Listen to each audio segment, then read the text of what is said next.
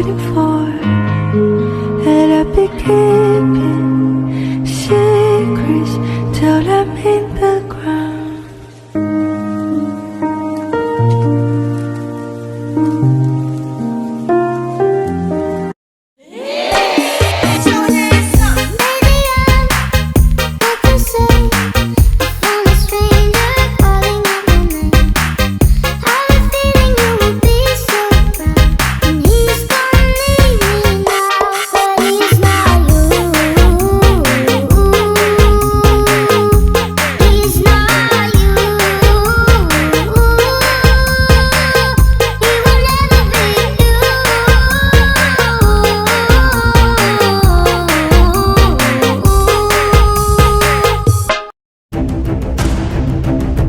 Presiden Joko Widodo meminta masyarakat agar berhati-hati terhadap ancaman krisis dari perubahan iklim yang mulai terlihat semakin nyata, di mana cuaca dan suhu bumi yang memanas tidak hanya dialami oleh Indonesia, melainkan juga berbagai negara di seluruh dunia. Dalam sambutannya pada Festival Light di Jakarta, Jokowi menyampaikan bahwa dampak dari krisis perubahan iklim telah menyebabkan krisis bahan pangan, mulai dari beras hingga gandum. Bahkan kondisi ini membuat harga pangan menjadi naik di beberapa wilayah di Indonesia. Hati-hati, hati-hati.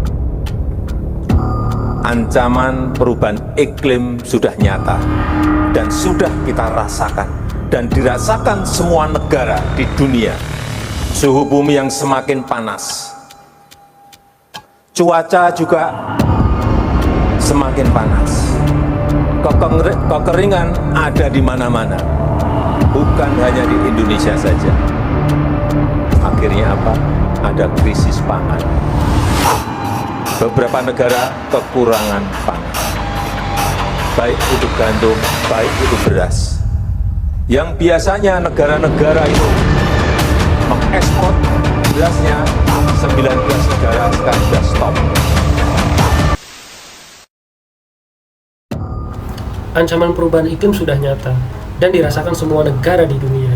Suhu bumi yang semakin panas, cuaca ekstrim, kekeringan, bahkan krisis pangan di berbagai negara. Ini adalah poin-poin yang disampaikan oleh Presiden Joko Widodo dalam cuplikan video tadi. Lalu, seperti apa perkembangan perubahan iklim dan upaya apa saja yang sudah dan akan digerakkan oleh dunia, terkhusus di negara kita tercinta ini, Indonesia? Melalui video ini, kita akan bahas lengkap dan tuntas. So, langsung aja kita ke videonya. Check it out!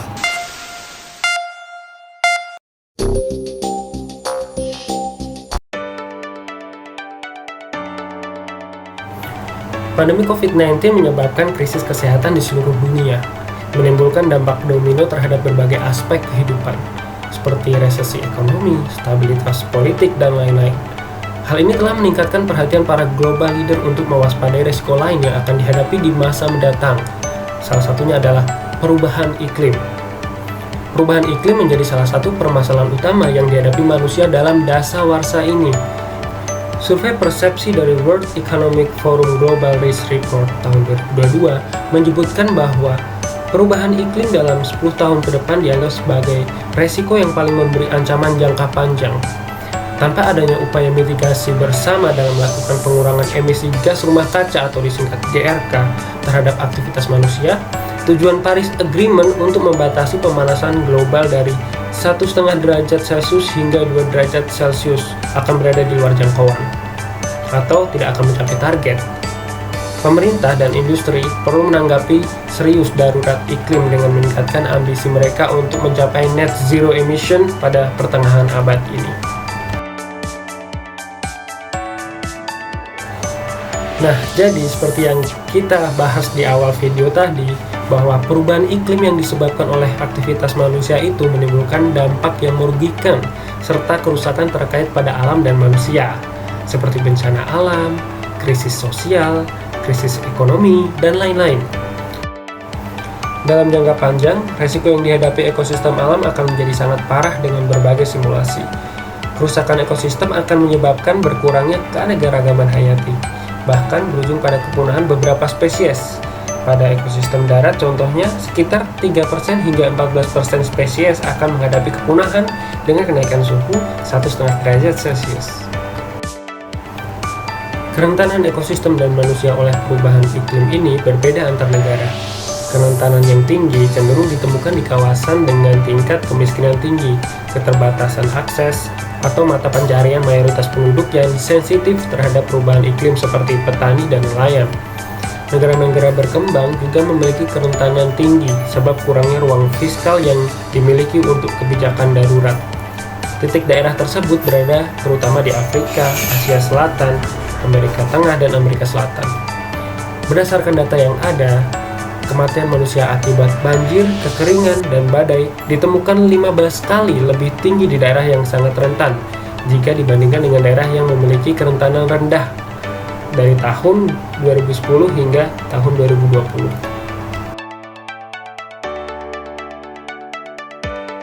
Dampak dari perubahan iklim mendorong para global leader untuk mengadakan pertemuan khusus untuk membahas permasalahan iklim global.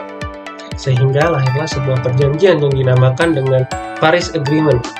Dalam Paris Agreement, terdapat salah satu isi yang berbunyi bahwa seluruh negara wajib memiliki dan menetapkan target pengurangan emisinya. Target ini akan ditinjau tiap 5 tahun sekali agar meningkatkan ambisi pengentasan perubahan iklim. Belakangan diketahui bahwa meskipun jika dunia mengalami dekarbonisasi dengan cepat, dan emisi gas rumah kaca atau disingkat GRK akan membuat beberapa dampak iklim yang sangat signifikan hingga tahun 2046. IPCC memprediksi bahwa hal tersebut akan menyebabkan peningkatan kemiskinan kira-kira 32 hingga 132 juta orang. Tren pemanasan global juga akan meningkatkan resiko ketahanan pangan dan kesehatan. Selain itu, pemanasan global akan meningkatkan ancaman terhadap ekosistem darat, air tawar, pesisir, dan laut dengan level resiko tinggi hingga sangat tinggi, dan hilangnya keanekaragaman hayati. Dalam jangka panjang, resiko yang dihadapi ekosistem alam akan menjadi sangat parah dengan berbagai simulasi. Kerusakan ekosistem akan menyebabkan berkurangnya keanekaragaman hayati, bahkan berujung pada kepunahan beberapa spesies. Pada ekosistem darat contohnya, sekitar 3% hingga 14% spesies akan menghadapi kepunahan dengan kenaikan suhu 1,5 derajat Celcius. Bahkan bisa meningkat menjadi 3% hingga 18% pada suhu 2 derajat Celcius. Dan lebih parahnya lagi, bisa meningkat lagi hingga 3% sampai 48% pada suhu 5 derajat Celcius. Perubahan iklim juga akan membatasi akses pangan, terutama di daerah dengan risiko tinggi, menurunkan gizi dan merusak ketahanan pangan. Cuaca buruk dan bencana alam seperti kekeringan, banjir, dan gelombang panas akan lebih sering terjadi. Akibatnya, akan terjadi migrasi dari daerah yang terdampak parah dan kurang adaptif.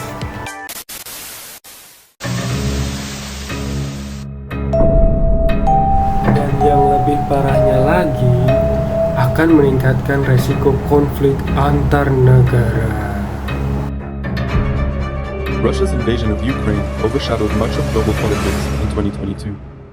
The world will continue to feel the war's effects in 2023, and several other major crises also loom. Here are international.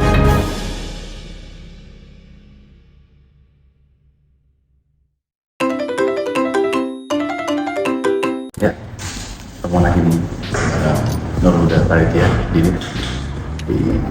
channel tentang manajemen keuangan. Oke, kita diskusi aja lah ya. Jadi sekarang kita lagi bahas mengenai karbon yang dimotor. Kenapa? Ya, karbon dioksida, karbon monoksida, CO2. Nah, karbon itulah. Nah, menariknya di karbon ini itu ada asarnya sendiri, dan untuk bagian ini kita akan membahas perkembangan mitigasi global terhadap perubahan iklim. Perubahan iklim yang dimaksud di sini sudah pasti akan mempengaruhi karbon itu sendiri. Resiko dan perubahan iklim telah mendorong berbagai konsensus dan perjanjian yang dilakukan oleh banyak negara. Nah, konsensus mengenai perubahan iklim sendiri sudah mencuat secara global dari awal abad 20. Mulai dari terbentuknya United Nations Environment Program atau kita kenal dengan UNEP pada 1972, terus kemudian ada IPCC pada 1988, kemudian ada UN Framework Convention on Climate Change UNFCCC pada 1992, Kyoto Protocol pada 1997, dan Paris Agreement ini yang terakhir banget di tahun 2015. Nah, jadi di sini kita lebih banyak membahas mengenai Kyoto Protocol dan Paris Agreement. Kyoto Protocol dan Paris Agreement ini menjadi acuan yang penting dalam melakukan langkah mitigasi dampak perubahan iklim saat ini, sebab perjanjian tersebut mencakup mayoritas semua negara di dunia, baik negara maju maupun negara yang berkembang. Itu mencakup komitmen dari semua negara untuk mengurangi emisi dan bekerja sama untuk memitigasi dampak perubahan iklim.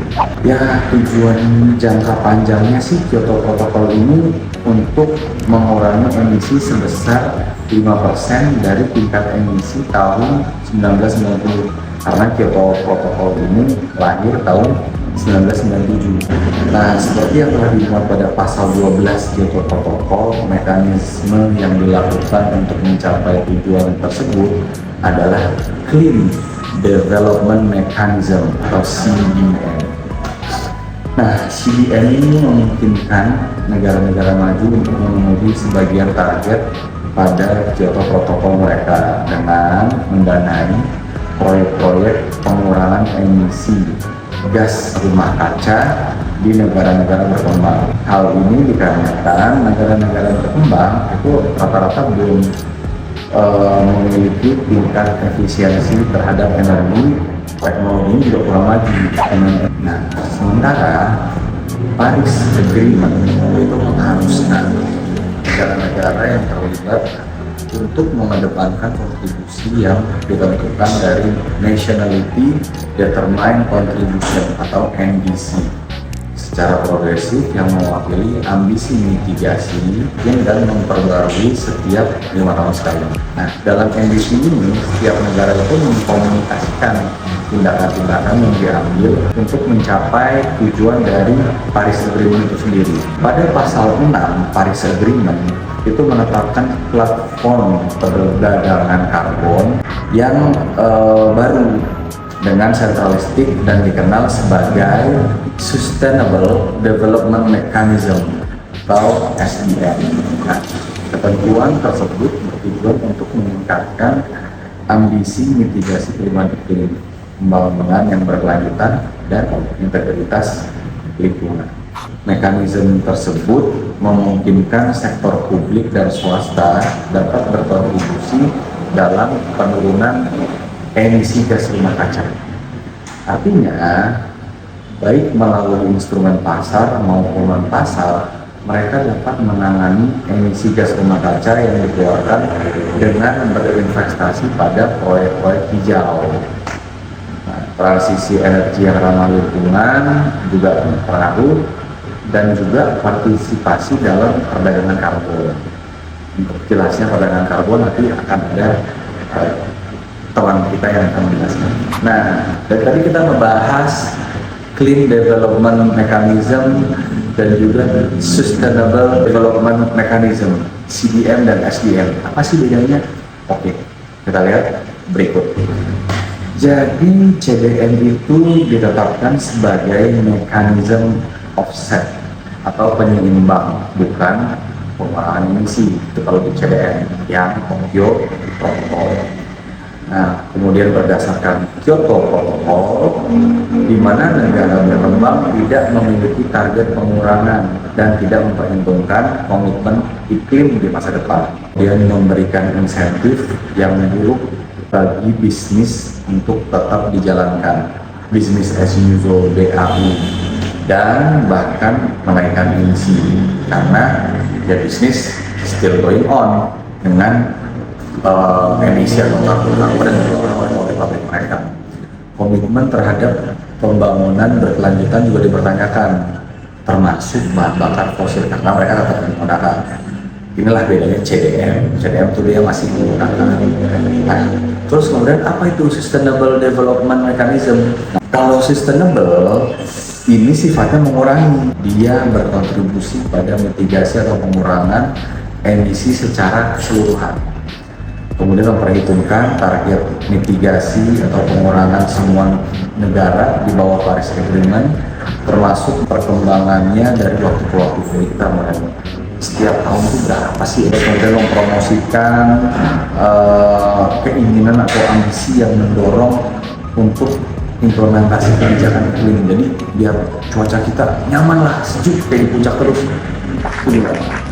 Terus kemudian kontribusi terhadap pembangunan berkelanjutan. Artinya kita maulah beralih dari bahan bakar minyak fosil. Ada juga yang berpendapat, yaitu dari Profesor Keuangan dari Loyola University Chicago, Abul Jalil Fan. Dia bilang kalau krisis ekonomi global dari pandemi COVID-19 ini adalah reaksi terhadap resiko tinggi yang diakibatkan oleh faktor eksternal, yaitu sektor kesehatan. Karena ini adalah faktor yang tidak terduga-duga, yang nggak ada perhitungannya di Kyoto Protocol, Paris Agreement, itu nggak tahu nih akan ada hal seperti ini.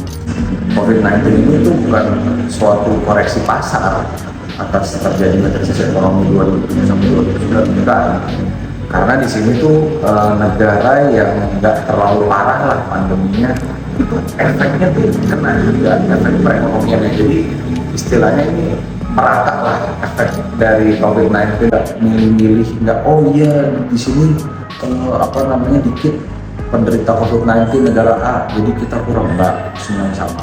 Dilanjut lagi, sekitar 10 tahun ke depan lah, perubahan iklim ini dianggap sebagai resiko yang paling memberi ancaman jangka panjang bagi dunia, serta paling berpotensi merusak keseimbangan kehidupan manusia dengan kegagalan mitigasi iklim. Karena yang kita udah rencanain, ya yang di atas lah yang menentukan.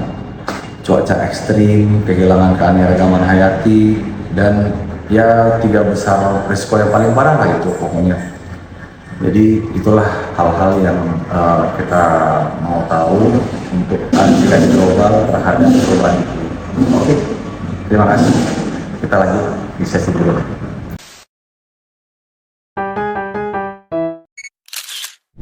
Indonesia adalah negara ketiga terluas yang terdiri dari 17.000 pulau dan memiliki 270 juta penduduk. Dengan besar ukuran negara, menurut data dari Global Carbon Project, Indonesia merupakan negara peringkat 10 penghasil emisi karbon terbesar di dunia, yaitu sekitar 1,69% dari total emisi di dunia pada tahun 2020. Salah satu penyumbang CO2 adalah penggunaan lahan dan hutan, sebab pembukaan lahan kelapa sawit yang merupakan komoditas ekspor ketiga yang paling menguntungkan untuk Indonesia. Pada Juli 2021, Indonesia menyetorkan NDC terbaru sebagai bentuk kontribusinya dalam memitigasi dampak perubahan iklim di bawah Paris Agreement, yang mencakup langkah-langkah baru tentang adaptasi dan ketahanan pada sektor-sektor tertentu. Secara umum, ada beberapa poin penting mengenai NDC terbaru jika dibandingkan dengan NDC sebelumnya, yaitu 1. Meningkatkan ambisi dalam langkah adaptasi. 2. Meningkatkan kejelasan tentang mitigasi dengan mengadopsi buku aturan Paris Agreement. 3. Menyelaraskan konteks nasional yang berkaitan dengan kondisi yang ada. 4. Menetapkan tolak ukur seiring dengan arah pembangunan Indonesia 2020 sampai 2024. 5. Menyediakan jalur yang jelas melalui visi Indonesia 2045 dan Long Term Strategy on Low Carbon and Climate Resilient Development tahun 2050. Dan yang keenam adalah menerjemahkan Katowice Package ke dalam konteks Indonesia. Adapun peta jalan jangka panjang NDC Indonesia adalah seperti ini.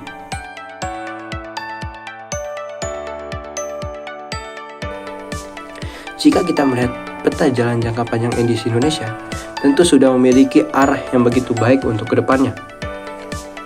Namun, jika hal ini gagal diadaptasi oleh Indonesia dan tidak ditangani oleh pemerintah, akan memberikan potensi perubahan iklim tanah, dan air, seperti kenaikan suhu, kemudian terdapat ancaman spesies yang akan punah, menekan akses pangan, kemudian terjadi bencana alam, menurunkan gizi, serta merusak ketahanan pangan di Indonesia. Oleh sebab itu, hal ini harus segera ditanggapi oleh pemerintah di Indonesia. Mari kita ke topik selanjutnya.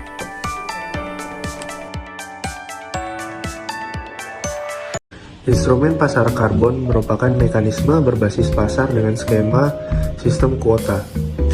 Tiap entitas akan memiliki kuota tertentu yang telah ditetapkan oleh pemerintah atau oleh regulator. Jika perusahaan A diberi kuota 100 dan juga B diberi kuota 100, dan pada kenyataannya emisi karbon yang dihasilkan oleh A adalah 120 dan B 70, maka sisa kuota dari B sebesar 30 itu dapat dijual ke perusahaan A. Jadi perusahaan A dapat membeli kuota sehingga dia masih berada di bawah kuota yang sudah ditentukan. Lalu, berdasarkan pembentukannya sendiri, pasar karbon diklasifikasikan menjadi pasar karbon sukarela dan pasar karbon wajib. Sukarela artinya ada keinginan sendiri untuk mengurangi emisi, dan mekanismenya ini tidak diatur oleh pemerintah, melainkan hanya diatur oleh organisasi swasta. Sementara pasar karbon wajib dibentuk karena adanya regulasi dari pemerintah dengan tujuan untuk pengurangan jumlah emisi dalam jangka panjang. Jadi, dengan semakin mahalnya harga USD per ton CO2 atau per unit dari emisi karbon, maka perusahaan akan berusaha untuk menurunkan emisi karbon yang dihasilkannya agar tetap berada di bawah kuota dan tidak harus membeli kuota emisi karbon yang mahal dari perusahaan lainnya. Halo teman-teman, kali ini kita akan melanjutkan pembahasan mengenai mekanisme penentuan nilai ekonomi karbon. Penentuan nilai ekonomi karbon atau carbon pricing valuation menjadi instrumen pasar yang digunakan sebagai landasan perdagangan karbon. Harga kredit karbon yang menarik di pasar dapat mendorong investasi proyek rendah karbon dan penggunaan teknologi bersih. Dalam mekanisme kredit, pengurangan emisi relatif terhadap target yang dikreditkan untuk sebuah proyek spesifik atau kinerja sektor tertentu. Nah, harga kredit ditentukan oleh keseimbangan permintaan dan penawaran. Pihak-pihak dapat membeli kredit baik untuk pemenuhan kewajiban ataupun secara sukarela. Kita akan bahas nih 3 mekanisme penentuan nilai ekonomi karbon. Yang pertama itu ada sistem perdagangan emisi atau emission trading system atau ETS. Yang kedua ada pajak karbon atau tax karbon. Dan yang ketiga itu ada mekanisme kredit atau credit mechanism. Yang pertama, itu sistem perdagangan emisi atau emission trading system. Dalam ETS, kebijakan utama dari regulator adalah mengontrol kuota emisi atau emission allowance. Ini diformulasikan sebagai batas dan disebut sebagai kuota emisi yang dijual ke pasar, baik secara gratis atau dengan biaya. Pihak tersebut diwajibkan untuk memperoleh kuota emisi yang sama dengan emisi yang ditentukan selama periode tertentu. Nilai karbon juga dapat bervariasi dan menyebabkan biayanya menjadi tidak pasti. Peraturan perbankan dan mekanisme pelepasan kuota dapat ditetapkan berdasarkan tingkat harga yang berlaku. Kedua, itu ada carbon tax. Nah, pajak karbon memungkinkan pembuat kebijakan mengontrol harga emisi karbon. Ini menciptakan kewajiban fiskal untuk emisi GRK, sehingga dikenakan pajak entitas. Seperti halnya perdagangan emisi, entitas yang diatur diberi insentif untuk mengurangi emisi lebih murah daripada harga karbon. Pajak karbon dapat menciptakan harga yang stabil untuk investasi dalam pengurangan emisi sejauh tarif pajak diketahui dan tidak berubah. Ketiga, itu mekanisme kredit atau credit mechanism. Mekanisme pemberian kredit di mana kredit mewakili pengurangan emisi relatif terhadap target atau baseline.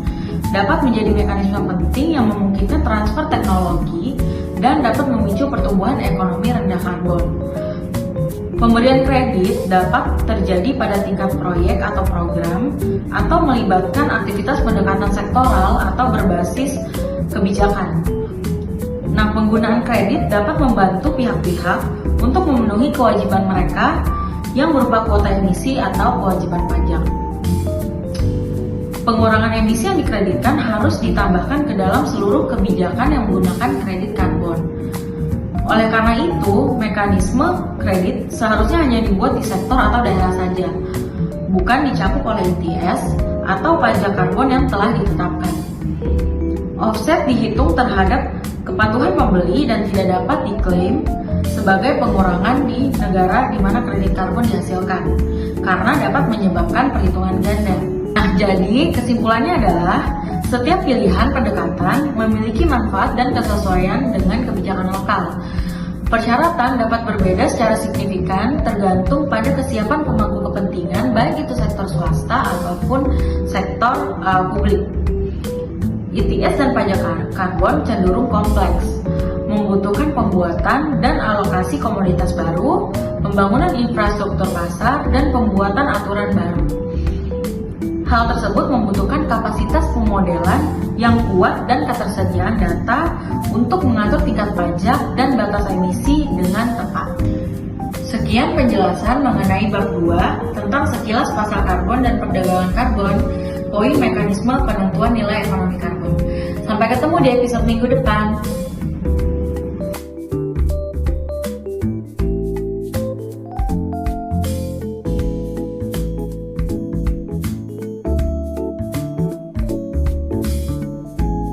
Sekarang kita akan membahas mengenai apa aja ya manfaat-manfaat dari adanya pasar karbon nih. Kalian tahu nggak sih apa ya tujuan utama adanya pasar karbon ini?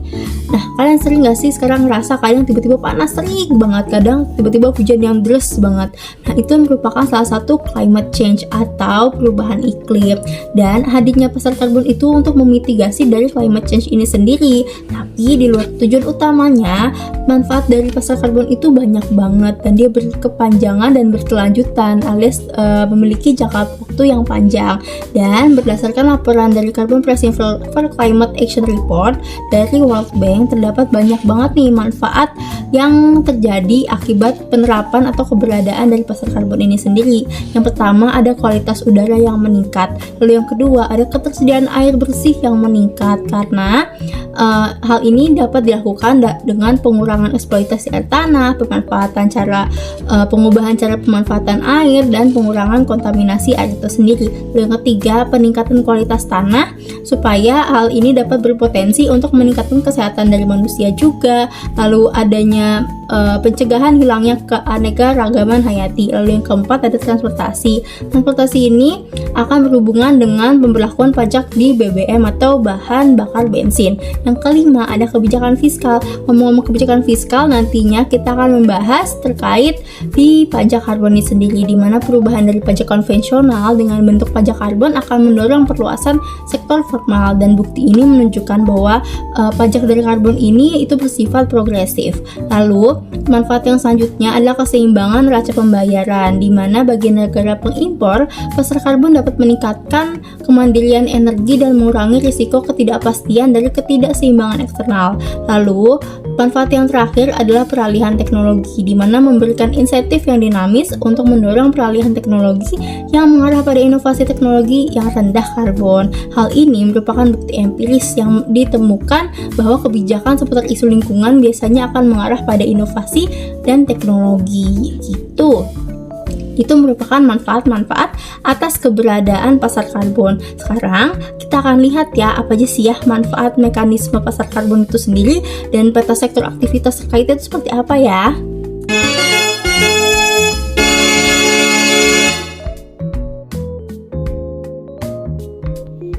Sektor pertanian.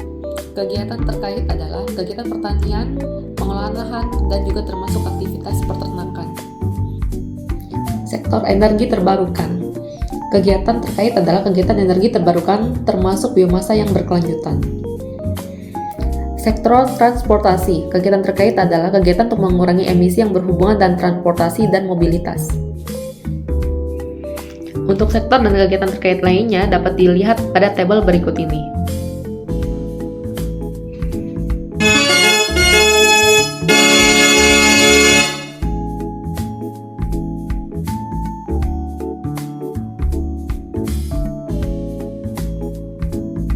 Scientists say we'll likely see longer droughts and more intense heat waves, which could cause big disruptions to the world's food supply. If we don't start with rapid emissions reductions and substantial emissions reductions, that will pass a danger point beyond which the consequences for many people and countries on Earth will simply become unacceptable and eventually disastrous. Baik, kita akan bahas tentang perkembangan aturan perdagangan karbon ya. Jadi perkembangan aturan perdagangan karbon diawali sejak diadopsinya Paris Agreement tahun 2015 ya teman-teman ya. Jadi implementasi aturan ini mengakibatkan pasar karbon itu semakin meningkat di seluruh dunia ya.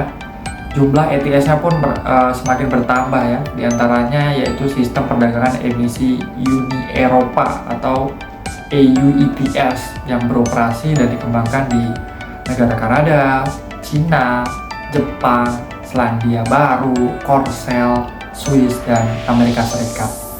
Jadi aturan ini itu tentang mekanisme dan kebijakan lingkungan ya, terkait dengan perubahan iklim dengan membentuk sisi permintaannya dan sisi penawarannya untuk mencapai target pengurangan emisi karbon.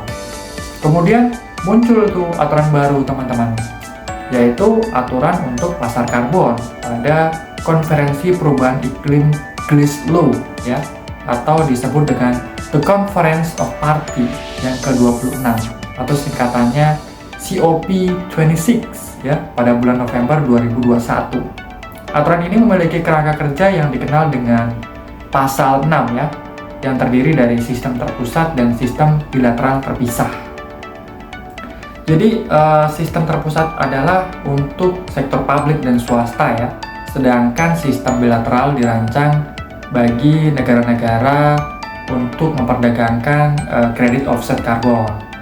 Hal ini diyakini dapat memberikan insentif keuangan bagi negara ataupun perusahaan untuk menciptakan inisiatif ya, dan juga teknologi lah untuk pengurangan emisi karbon, seperti ya penangkapan karbon mekanis atau penanaman hutan atau ya sebagainya lah. Kemudian perkembangan aturan ini itu disepakati di bawah naungan UNFCCC ya, atau United Nations Framework Convention on Climate Change. Jadi negara-negara yang telah bekerja sama dengan lembaga ini dianjurkan untuk menyampaikan NDC atau National Determined Contribution ya, melalui bentuk laporan ya, untuk memberikan transparansi kepada ya kerjasama antar negara gitu teman-teman.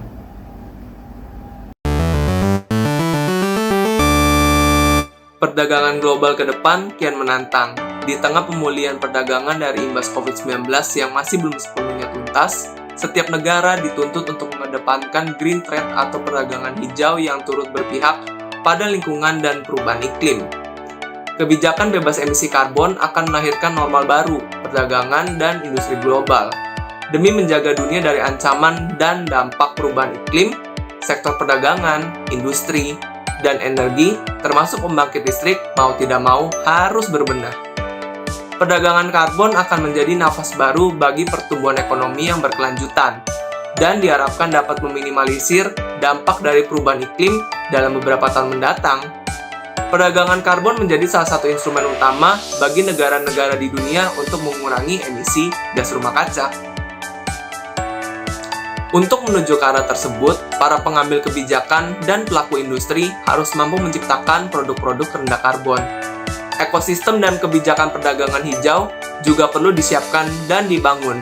Misalnya dengan pengurangan tarif barang-barang, meminimalisasi hambatan non-tarif, dan memfasilitasi rantai pasok global yang menguntungkan iklim dan mempercepat dekarbonisasi ekonomi global. Indonesia harus bersiap menghadapi itu dengan tetap mengedepankan kepentingan nasional. Untuk menjawab tantangan ini, kesiapan dan kemampuan regulator, operator, dan infrastruktur sumber energi baru terbarukan dan industri perlu dilihat bahkan dikaji secara mendalam. Mengapa harus bersiap? Penerapan kebijakan baru biasanya akan memicu kenaikan biaya produksi, investasi, dan harga produk. Pemerintah diharapkan tidak membuat regulasi yang hanya menyasar industri dalam negeri. Produk-produk impor yang mengandung karbon atau dalam proses produksinya menyebabkan emisi karbon juga perlu menjadi bagian dari objek yang diatur oleh regulasi karbon tersebut. Hai teman-teman, seperti yang kita tahu di awal, perdagangan karbon merupakan alat untuk menekan produksi emisi karbon. Indonesia sendiri menjadi salah satu negara yang turut serta berupaya untuk mengurangi emisi gas rumah kaca. Tentunya, seperti yang kita tahu, perdagangan karbon memerlukan regulasi untuk mengatur ekosistem pasar karbon yang komprehensif dan mengikat. Ada berbagai regulasi yang mengarah kepada perdagangan karbon. Misalnya UU Nomor 32 Tahun 2009 tentang perlindungan dan pengelolaan lingkungan hidup. UU ini merupakan update atas UU Nomor 23 Tahun 1997 mengenai pengelolaan lingkungan hidup. Kemudian PP Nomor 46 Tahun 2017 yang mengatur tentang instrumen ekonomi lingkungan hidup. Regulasi ini mengatur pemerintah daerah maupun entitas perusahaan akan memperoleh insentif jika berhasil menurunkan emisi yang dikeluarkan. Kemudian ada juga PP Nomor 77 Tahun 2018 yang dikeluarkan dan menjadi landasan dalam pembentukan Badan Pengelola Dana Lingkungan Hidup. Badan Pengelola Dana Lingkungan Hidup ini bertujuan untuk memobilisasi sumber dana dari insentif pengelolaan limbah, termasuk di dalamnya bidang kehutanan, energi, SDM, perdagangan karbon, jasa lingkungan, industri, transportasi, pertanian, kelautan, dan perikanan. Kemudian, pemerintah juga merilis Perpres Nomor 98 Tahun 2021 tentang penyelenggaraan nilai ekonomi karbon untuk mencapai target kontribusi yang ditetapkan dan pengendalian emisi gas rumah kaca dalam pembangunan nasional. Peraturan ini juga memuat mekanisme sistem perdagangan karbon yang akan dilaksanakan di Indonesia. Mekanisme penyelenggaraan ini akan dilakukan melalui mekanisme perdagangan karbon, pembayaran berbasis kinerja, dan pungutan atas karbon atau tax karbon. Perpres Nomor 98 Tahun 2021 juga menetapkan Sistem Registri Nasional Pengendalian Perubahan Iklim atau SRNPPI sebagai wadah yang bertanggung jawab dalam pengelolaan data dan informasi terkait adaptasi dan mitigasi perubahan iklim sesuai target NDC Indonesia. Di bulan September 2023 lalu, Presiden Jokowi telah resmi meluncurkan Bursa Karbon Indonesia atau IDX Karbon. Izin usaha penyelenggara Bursa Karbon telah diberikan kepada Bursa Efek Indonesia oleh OJK melalui Surat Keputusan Nomor Cap 77-D04-2023 tanggal 18 September 2023. OJK juga menerbitkan Peraturan Teknis OJK Nomor 14 Tahun 2023 atas perdagangan karbon melalui Bursa Karbon dan Surat Edaran OJK 12/SSOJK.04/2023 tentang tata cara penyelenggara perdagangan karbon melalui Bursa Karbon. Selain itu, IDX Karbon sebagai penyelenggara Bursa Karbon juga akan terhubung dengan SRNPPI milik Kementerian Lingkungan Hidup dan Kehutanan untuk mempermudah administrasi perpindahan unit karbon yang diperjualbelikan, sehingga nantinya pelaku usaha yang memiliki kewajiban atau komitmen untuk menurunkan emisi gas rumah kaca dapat menjadi pengguna jasa dan membeli unit karbon yang tersedia. Untuk proyek-proyek yang sudah memiliki unit karbon dan tercatat di SRNPPI juga dapat menjual unit karbonnya. Serangkaian aturan dan regulasi tadi merupakan upaya pemerintah Indonesia bersama dengan berbagai stakeholder menuju Indonesia net zero emission di tahun 2060 atau lebih cepat.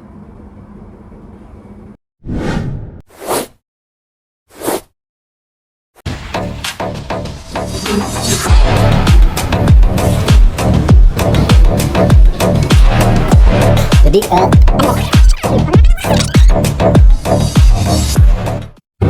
Hai semuanya, ketemu lagi bareng Rizda. Hari ini Rizda akan menjelaskan terkait prospek jangka panjang menuju net zero emission. Jangan kemana-mana ya, tonton terus videonya sampai selesai. Indonesia berada di garis khatulistiwa yang memiliki keistimewaan seperti curah hujan, suhu, kelembapan, serta memiliki sinar matahari yang tinggi sepanjang tahun. Sehingga Indonesia memiliki potensi yang besar untuk melakukan renewable energy. Kementerian Energi dan Sumber Daya Mineral atau ESDM membuat suatu program dengan beberapa tahapan yang akan dilalui Indonesia untuk menuju netral karbon atau disebut sebagai net zero emission pada tahun 2060. Secara garis besar, pada program ini pemerintah akan melakukan penggantian terhadap sumber energi yang bersumber dari fosil yang banyak digunakan saat ini dengan energi baru terbarukan. Apa aja sih energi baru terbarukan tersebut? Energi baru terbarukan terdiri dari pembangkit listrik tenaga surya, pembangkit listrik tenaga air, pembangkit listrik tenaga angin, pembangkit listrik tenaga panas bumi, pembangkit listrik biomasa, dan bahan bakar nabati. Yuk kita simak video berikut ini untuk mengetahui apa aja sih manfaat yang diperoleh dari penerapan program Net Zero Emission di Indonesia. Manfaat diperoleh dari penerapan Net Zero Emission yang pertama, energi yang terbarukan sehingga lebih mudah didapat dan tidak akan habis. Yang kedua, lebih ramah lingkungan. Yang ketiga, rendah emisi. Yang keempat, tidak tergantung pada iklim dan musim. Yang kelima, dapat menggerakkan ekonomi rakyat karena keterlibatan masyarakat yang cukup besar dalam menyuplai bahan baku baik bagi industri atau pembangkit dan juga lain-lain ya teman-teman. Yang keenam, pemanfaatan limbah dapat menjadi sesuatu yang dapat memberikan manfaat karena jika limbah tidak dikelola dengan baik, maka akan berdampak pada kerusakan lingkungan dan menyebabkan polusi. Yang ketujuh, meningkatkan ketahanan dan kemandirian energi. Yang kedelapan, mengurangi konsumsi dan impor BBM yang dapat menghemat devisa negara. Oleh karena itu, penerapan Net Zero Emission merupakan langkah penting yang harus diambil oleh Indonesia untuk melindungi lingkungan dan meningkatkan perekonomian. Nah, itu tadi manfaat yang diperoleh dari penerapan program Net Zero Emission. Tentu saja, dalam penerapan program Net Zero Emission, pemerintah harus melakukan peralihan penggunaan energi baru terbarukan secara bertahap dan hati-hati, agar tidak menimbulkan shock atau goncangan yang terlalu besar bagi pertumbuhan ekonomi.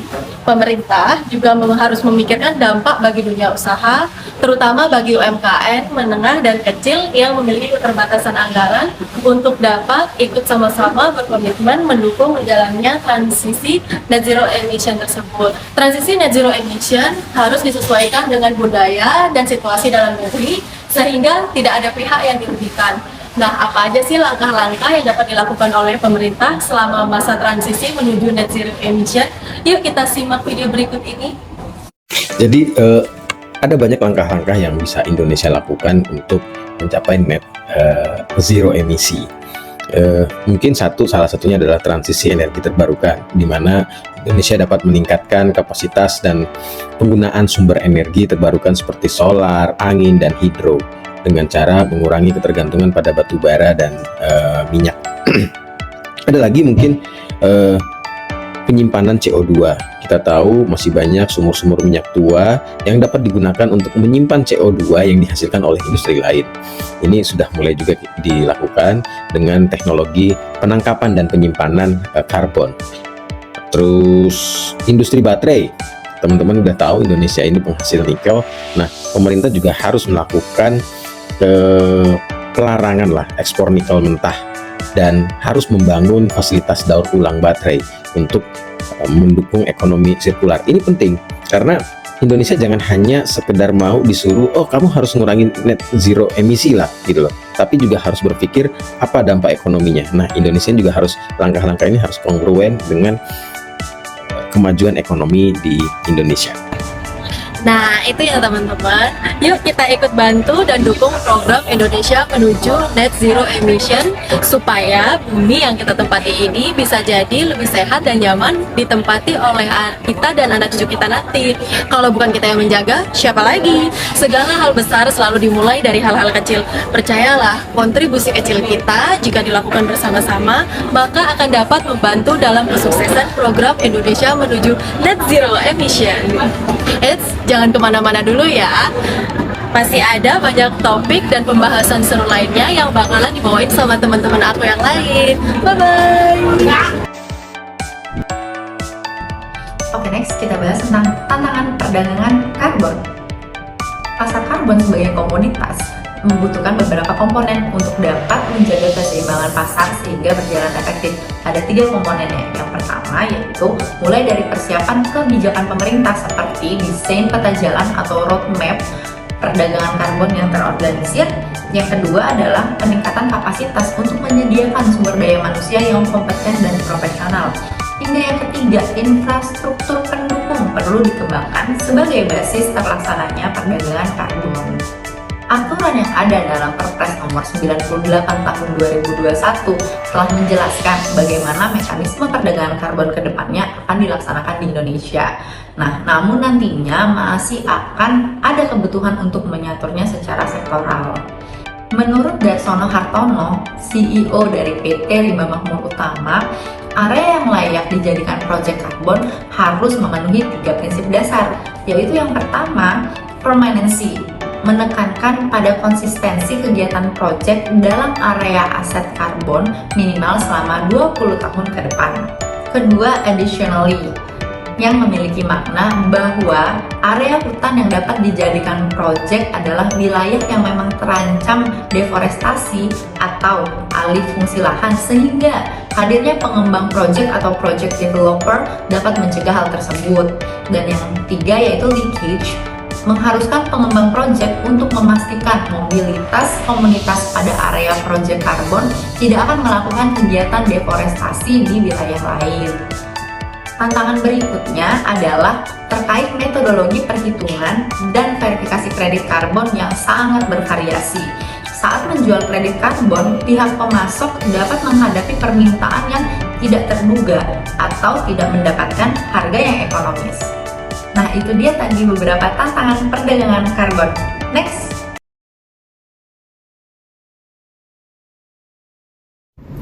Implementasi perdagangan karbon di Indonesia dimulai pada tahun 2023 sesuai dengan Peraturan Presiden Nomor 98 Tahun 2021 tentang penyelenggaraan nilai ekonomi karbon. Peraturan ini mengatur bahwa perdagangan karbon di Indonesia dilakukan melalui mekanisme pasar dengan unit perdagangan karbon berupa sertifikat kredit karbon. Tahap awal implementasi perdagangan karbon. Nah, pada tahap awal ini perdagangan karbon di Indonesia difokuskan kepada sektor pembangkit tenaga listrik, dengan pelaku usaha yang wajib mengikutinya adalah pembangkit listrik dengan kapasitas lebih dari 50 MW. Lalu pemerintah Indonesia menargetkan implementasi perdagangan karbon ini dapat dimulai pada bulan Maret 2023. Untuk mendukung implementasi ini sendiri, pemerintah telah membentuk Badan Pengelola Dana Karbon (BPDK) yang bertugas untuk mengelola perdagangan karbon di Indonesia. BPDK telah melakukan sejumlah persiapan untuk mendukung implementasi perdagangan karbon, termasuk penyusunan peraturan teknis, pengembangan sistem informasi, dan sosialisasi kepada pelaku usaha. Lalu untuk prinsip-prinsip implementasi perdagangan karbon sendiri, yang di Indonesia itu didasarkan kepada beberapa prinsip. Yang pertama itu adalah transparansi. Seluruh proses perdagangan karbon harus dilakukan secara transparan, baik bagi pelaku usaha maupun masyarakat umum. Lalu untuk yang kedua itu adalah keterbukaan. Seluruh informasi terkait perdagangan karbon harus terbuka dan dapat diakses oleh publik. Lalu yang ketiga adalah akuntabilitas. Seluruh proses perdagangan karbon harus dapat dipertanggungjawabkan kepada publik. Lalu mekanisme perdagangan karbon di Indonesia sendiri itu kan melalui mekanisme pasar. Nah, dengan unit perdagangan karbon berupa sertifikat kredit karbon. Nah, si sertifikat kredit karbon ini sendiri adalah dokumen yang menunjukkan bahwa pelaku usaha telah mengurangi emisi GRK sebesar jumlah yang tertera dalam sertifikat tersebut. Implementasi perdagangan karbon di Indonesia memiliki sejumlah keuntungan, antara lain yang pertama meningkatkan efisiensi penggunaan energi. Perdagangan karbon dapat mendorong perilaku usaha untuk menggunakan energi secara lebih efisien sehingga dapat mengurangi emisi GRK. Yang kedua, mendorong inovasi teknologi. Perdagangan karbon dapat mendorong pelaku usaha untuk berinvestasi dalam teknologi yang dapat mengurangi emisi GRK. Dan yang terakhir, yang ketiga, menciptakan pasar baru. Perdagangan karbon dapat menciptakan pasar baru untuk produk-produk dan jasa yang terkait dengan mitigasi perubahan iklim. Selain itu, perdagangan karbon memiliki sejumlah tantangan dalam implementasinya. Implementasi perdagangan karbon di Indonesia antara lain yang pertama, ketersediaan data emisi GRK. Data emisi GRK yang akurat dan terkini sangat diperlukan untuk mendukung implementasi perdagangan karbon. Namun saat ini masih terdapat keterbatasan data emisi GRK di Indonesia. Yang kedua, ketersediaan infrastruktur. Infrastruktur pendukung perdagangan karbon seperti sistem informasi dan bursa karbon masih perlu dikembangkan. Ketiga, pengetahuan dan pemahaman pelaku usaha. Masih terdapat sejumlah pelaku usaha yang belum memahami mekanisme perdagangan karbon. Oleh karena itu, diperlukan sosialisasi yang intensif kepada pelaku usaha.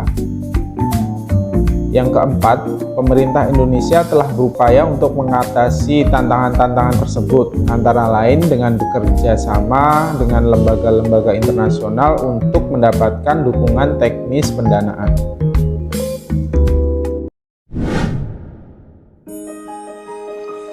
Oke guys, kembali lagi bersama aku terkait dengan mekanisme perdagangan emisi. Jadi, mekanisme perdagangan emisi adalah suatu sistem yang dirancang untuk mengurangi emisi gas rumah kaca atau GRK dengan memberikan insentif ekonomi bagi perusahaan atau entitas lainnya untuk mengurangi emisi mereka. Jadi, kerangka mekanisme perdagangan emisi ini umumnya melibatkan beberapa komponen utama. Komponen utamanya ini adalah yang pertama, penetapan target emisi.